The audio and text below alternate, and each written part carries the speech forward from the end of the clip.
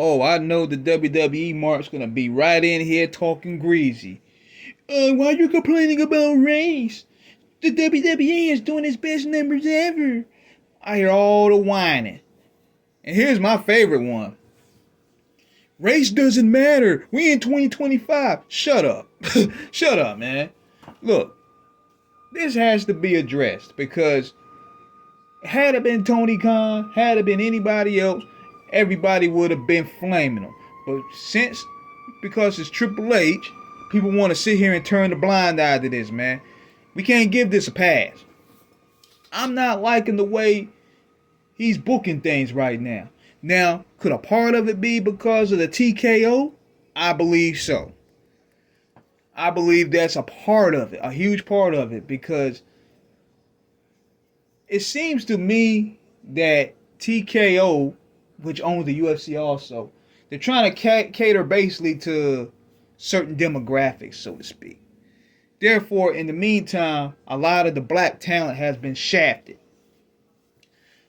And you also have a case of, too, this could be a possibility, but in my case, and I believe this is a part of Triple H's issue, it seems like he's trying to put his vanilla favorites over the black talent. Because in his day, he felt a sort of way about black talent. Now, check this. I met the guy. I met Stephanie.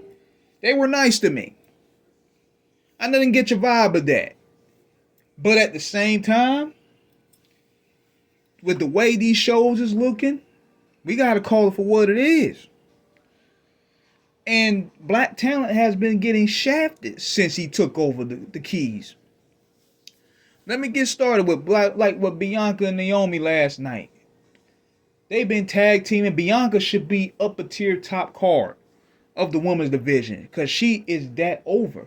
She's one of the most over people in the company right now. She is a magnificent athlete. She can work any match.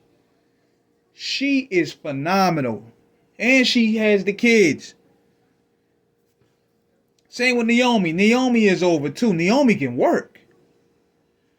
But instead, you keep them in the bottom. And you're elevating other talent. Like, I give my props to Liv Morgan. Liv Morgan has worked her ass off. She came a long way. I would say even Rodriguez. But at the same time, Judgment Day is cold. Judgment Day should be broken up by now. Judgment Day is basically a figment of what Triple H likes to see. He loved these gothic white boy characters. These rock characters, so to speak. That's why you have the Raider Vikings still holding the tag title and nobody even know it. The New Day should be holding those belts right now. The New Day brought millions in views when it comes to their heel turn. They get a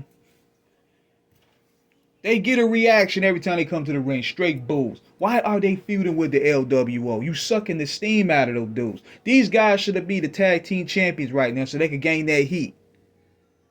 That's like back in the day, the Dudley Boys are the hottest heels in the company, and you have them feuding with Al Snow and Steve Blackman. These guys should be top tier. They shouldn't be feuding with the LWO. That's bottom of the barrel. And another thing too, even with SmackDown, it's no better. You got DIY, you got Pretty Deadly. Triple H props all his favorites up. In meantime, the black talent, whom is better than these guys, are getting either kept out of the picture on purpose or shafted down the card. The Street Profits should be busting these guys up. DIY and the Street Profits, who looks more like championship material? But see, Triple H has his favorite. He has his look. Look at Rhea. Rhea is basically like another China to him. Even with the way Rhea cuts promos, it's basically him. Do you know who the hell I am? That's basically who he sees as his China right now. Don't get me started on Mello. Like, look how they did Mello. And it don't have to be just black. Look at how they did LA Knight. LA Knight done lost a lot of steam. And LA Knight, once upon a time ago, was one of the most over, if not the biggest over, um, character on SmackDown. He got demoted like crazy. He lost a lot of steam. He still gets his pops, but it ain't the same. Like, I felt that they rushed that program with him too early, with him and Roman Reigns. That should have been a money-making draw right there. But they look at probably LA Knights was almost organic. His rise was pretty much organic, to speak. I go back to Eli Drake with LA Knight. LA Knight was always talented. So they probably look at his age and they probably look at how he organically go. Because one thing about the WWE, and this is the Vince-ism that Triple H has, they don't like when you get over without their help. Now here's another thing too. Another thing I ain't like. I don't like how they made Penta. He's like another person on the roster now. Like, why is he feuding with Butch and that other dude? What's his name? Kaiser. Penta should be feuding with Rey Mysterio. That's the money match. So Rey can pass him the torch as the new luchador. That's the money match right there. I don't know about Penta. If Penta was a heel or not, but he should be a monster heel going against Rey Mysterio's legacy. Why is he doing mid-card matches with these dudes? Now, you could probably say he's learning the ropes a little bit on how to work different styles. But nevertheless, he should be working against Rey. That's the money. But he put him in with his favorites, and then he loses his momentum.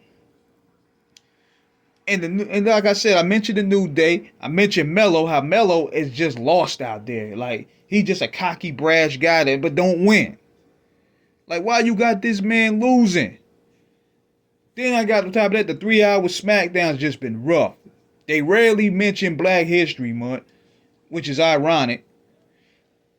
But it just goes to show, man, like, nothing in wrestling is perfect. Not even perfect booking. We got to call this out for what it is.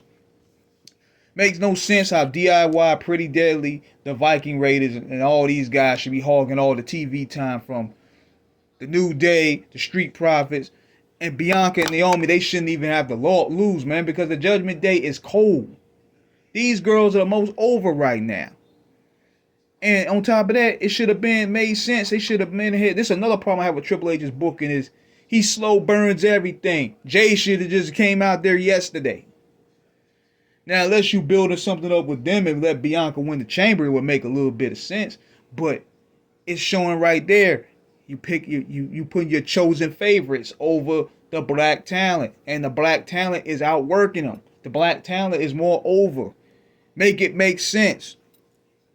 But that's my little rant right there, man. So I know some of y'all in the IWC gonna come in there. Oh, the WWE isn't racist.